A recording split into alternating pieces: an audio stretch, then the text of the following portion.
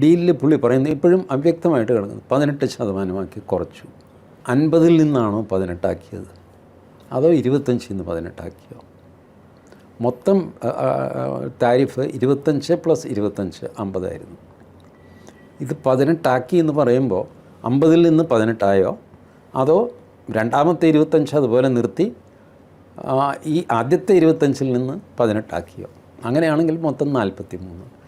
ഇതുപോലത്തെ full speculation. ഞാൻ ഇന്നലെ രാത്രി ടി വി നോക്കിക്കഴിഞ്ഞപ്പോൾ ആദ്യം ഇന്ത്യൻ ബിസിനസ് ആൾക്കാരും അമേരിക്കൻ ബിസിനസ് ആൾക്കാരും ഇതാണ് ചോദിക്കുന്നത്. ഇപ്പോൾ അവസാനത്തെ താരിഫ് എത്രയാണ്? 18 ആണോ 43 ആണോ? Nobody is sure. ഇദ്ദേഹം പറയുന്നു റഷ്യൻ എണ്ണ വാങ്ങുകയില്ല എന്ന് മോദി എനിക്ക് ഉറപ്പ് തന്നു. മോദിയുടെ ട്വീറ്റിൽ റഷ്യൻ എണ്ണയെപ്പറ്റി ഒരു അക്ഷരം വേണ്ടുന്നില്ല. മോദി എവിടുന്നോ തപ്പിയെടുത്തിരിക്കുന്നു ട്രംപിൻ്റെ സമാധാന ശ്രമങ്ങൾക്ക് പൂർണ്ണ പിന്തുണ. ഏത് സമാധാന ശ്രമം? ഇയാൾ USS എബ്രഹാം ലിങ്കൺ കൊണ്ടുവന്ന് കടലിലിട്ടിട്ട് ഖമനയെ വിറപ്പിച്ചുകൊണ്ടിരിക്കുകയാണ് ട്രംപ്. വേറെ ഒരു സ്ഥലത്തും ഇപ്പം തൽക്കാലം ട്രംപ് സമാധാന ശ്രമം നടത്തുന്നില്ല. അപ്പോൾ സമാധാന ശ്രമത്തിന് പിന്തുണ എന്ന് പറഞ്ഞാൽ അതൊരു ട്രോളല്ലേ?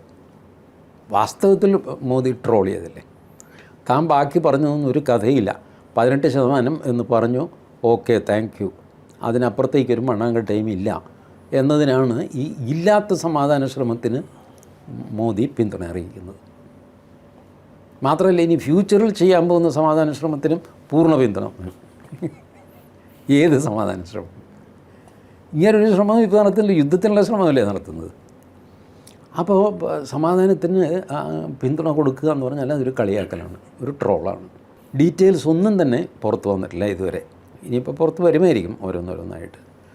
അതിൻ്റെ പുറത്ത് ആഹ്ലാദിക്കാനോ ദുഃഖിക്കാനോ എന്തെങ്കിലും ഉണ്ടെന്ന് എനിക്ക് തോന്നുന്നില്ല. ഒന്നാമത് അമേരിക്ക താരിഫ് എത്രയാക്കുന്നു എന്നുള്ളത് വിഷയമല്ല എന്നുള്ള മട്ടിലാണ് ഇന്ത്യ ഇപ്പോൾ പെരുമാറിക്കൊണ്ടിരിക്കുന്നത്. അത് വളരെ ബുദ്ധിമുട്ടിച്ചതാണ്. അതിൻ്റെ ഏറ്റവും അവസാനത്തെ ആണിയായിരുന്നു യൂറോപ്യൻ യൂണിയനുമായിട്ടുള്ള ട്രേഡ് എഗ്രിമെൻറ്റ്. ഇംഗ്ലണ്ടുമായിട്ട് അതിനു മുമ്പേ FTA ഫ്രീ ട്രേഡ് എഗ്രിമെൻ്റ് ഉണ്ടാക്കി. അത് കഴിഞ്ഞ് യൂറോപ്യൻ യൂണിയനെ കൂട്ടി. സൗത്ത് ആഫ്രിക്ക നേരത്തെ ഉണ്ട്, ബ്രസീൽ കൂടെ തന്നെയുണ്ട്, ബ്രിക്സിൻ്റെ പേരിൽ ചൈന റഷ്യയൊക്കെ കൂടെയുണ്ട്. ഇത്രയായി കഴിഞ്ഞപ്പോൾ ഈ മൂപ്പർക്ക് ഇനിയും ഇത് ഒപ്പിടാതെ വെച്ചുകൊണ്ടിരുന്നു കഴിഞ്ഞാൽ അമേരിക്കയ്ക്ക് തന്നെ നഷ്ടം. ഇന്ത്യക്കൊരു നഷ്ടം ഉണ്ടായില്ല. കാരണം ഇന്ത്യയുടെ ബജറ്റും കൂടെ വന്നു കഴിഞ്ഞപ്പോൾ ഉണ്ടല്ലോ, ഇന്ത്യയെ സംബന്ധിച്ചിടത്തോളം വി ആർ കംഫർട്ടബിൾ എന്നുള്ളൊരു സ്ഥിതി വന്നു. പിന്നെ കടം സംഗതി അതൊക്കെ എല്ലാവർക്കും ഉള്ളതുപോലെ നമുക്കും ഉണ്ട്.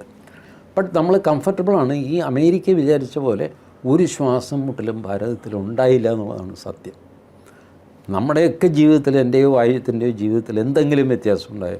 ഇയാൾ ഈ വീരസ്യം മുഴുവൻ പറഞ്ഞിട്ട് 25% ആക്കി, പിന്നെ 50% ആക്കി, പിന്നെ വേറെ എന്താ, ഗ്രീൻലാൻഡിനെ പിന്തുണയ്ക്കാത്ത ആളുകൾക്ക് 5% വേറെ താരിഫ്. അങ്ങ് തോന്നിയ മാസം ആ ട്രൂത്ത് സോഷ്യലിൽ ഓരോന്നൊക്കെ എഴുതി വിട്ടു. ഈ മനുഷ്യനല്ലേ 2-3 മാസം മുമ്പ് നമ്മൾ ഡെഡ് എക്കോണമിയാണെന്ന് പറഞ്ഞത്? ഇപ്പം എന്താ, നമുക്ക് പെട്ടെന്ന് ജീവൻ വെച്ചോ ഒപ്പിടാനും മാത്രം? ഇപ്പോൾ അബ്സല്യൂട്ട്ലി ഇറാറ്റിക്കായിട്ട് പെരുമാറുന്നൊരു മനുഷ്യൻ. കഷ്ടകാലത്തിന് അമേരിക്കൻ പ്രസിഡൻ്റ് ആയിപ്പോയി. അതിപ്പോൾ അമേരിക്കക്കാരെന്ത് ചെയ്യും? ഈ ചർച്ച നമ്മളുടെ പീയൂഷ് ഗോയലുമായിട്ട് കാലം കുറേയായി ചർച്ച നടക്കുന്നു. 32 ഗ്രൂപ്പ്സായിട്ട് തിരിഞ്ഞാണ്, 32 ഐറ്റംസ് ക്ലബ് ചെയ്ത് ഓരോ ഹെഡിലാക്കിയിട്ട് ആണ് ചർച്ച നടക്കുന്നത്. ഈ ഗ്രൂപ്പിൻ്റെ ഇത്ര താരിഫ്, ഈ ഗ്രൂപ്പിൻ്റെ ഇതാണ് നടക്കുന്നത്.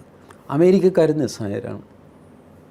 അവർ പറയുന്നത് ഞങ്ങളുടെ പ്രസിഡൻറ്റ് അങ്ങനെ ആയിപ്പോയി, ഞങ്ങൾ എന്ത് ചെയ്യാനാണ്, ഞങ്ങൾക്കൊന്നും ചെയ്യാൻ പറ്റും, 4 വർഷം കഴിഞ്ഞാൽ ഇനി എന്തെങ്കിലും അങ്ങനെ ഇറക്കാൻ പറ്റുള്ളൂ, നിങ്ങളത് വിട്, പുള്ളി എന്തെങ്കിലും പറഞ്ഞോട്ടെ, നിങ്ങൾ കാര്യം സംസാരിക്കണം. നമുക്ക് കാര്യം സംസാരിച്ച് ഉറപ്പിച്ച് കഴിഞ്ഞാൽ പിന്നെ മൂപ്പരെ ഞങ്ങൾ പറഞ്ഞു മനസ്സിലാക്കിക്കൊള്ളാം.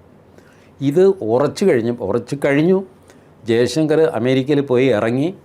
അപ്പോൾ ആശാന് ചൂടായി, എടാ ഇത് ബാക്കി എല്ലാവർക്കും ക്രെഡിറ്റ് പോകുമല്ലോ, അതെനിക്ക് തന്നെ വേണ്ടേ, അതുകൊണ്ട് പെട്ടെന്ന് ട്രൂത്ത് സോഷ്യലിൽ അങ്ങ് തട്ടി.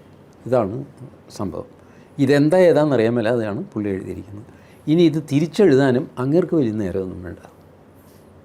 ഇറാൻ്റെ നോക്കുന്നു, ഇറാനെ ഇപ്പോൾ തീർത്ത് കളയെന്ന് പറഞ്ഞിട്ട് എബ്രഹാം ലിങ്കണെയൊക്കെ കൊണ്ടുവന്ന് ഇറക്കി ഇതൊക്കെ ആയിക്കഴിഞ്ഞ് ഖമനയി തിരിച്ചും പറഞ്ഞ് നിന്നെ ഞാൻ കാണിച്ചു തരാമെന്നൊക്കെ പറഞ്ഞ് ഇപ്പോൾ പുള്ളി പറയുന്നത് ഞാൻ ഇറാനുമായിട്ടൊരു ഡീലിന് തയ്യാറാണ്. എടാ എന്നാൽ ഡീല് നടത്തിയാൽ പോരായിരുന്നു. ഈ ബഹളം മുഴുവൻ വയ്ക്കേണ്ട കാര്യം എന്താ? ഈ എബ്രഹാം ലിങ്കനെ, ഹാരി എസ് ട്രൂമാനെയൊക്കെ മരിച്ചു പേരെ വിളിച്ച് കൊണ്ടുവരേണ്ട കാര്യമുണ്ട്. അത് ചെയ്ത് കഴിഞ്ഞിട്ട് അവസാനം പുള്ളി പറയാണ് ഞാൻ ഡീലിന് റെഡിയാണ്. ഖമനയെ പറഞ്ഞു എന്നാൽ ഡീൽ എന്താണെന്ന് പറ, അത് നോക്കാം, എൻ്റെ അടുത്ത് മറ്റു രീതിയിലുള്ള വേലയൊന്നും വേണ്ട. ഇങ്ങനെ അബ്സല്യൂട്ട്ലി അൺപ്രഡിക്റ്റബിളായിട്ട് ഇറാറ്റിക്കായിട്ട് പെരുമാറുന്നൊരു മനുഷ്യൻ. നമ്മൾ ഈ സംസാരിക്കുന്നതിനിടയ്ക്ക് ചിലപ്പോൾ അങ്ങനെ ഡീല് ക്യാൻസൽ ചെയ്യും. അതിനൊരു മടിയുമില്ല പുള്ളിക്ക്.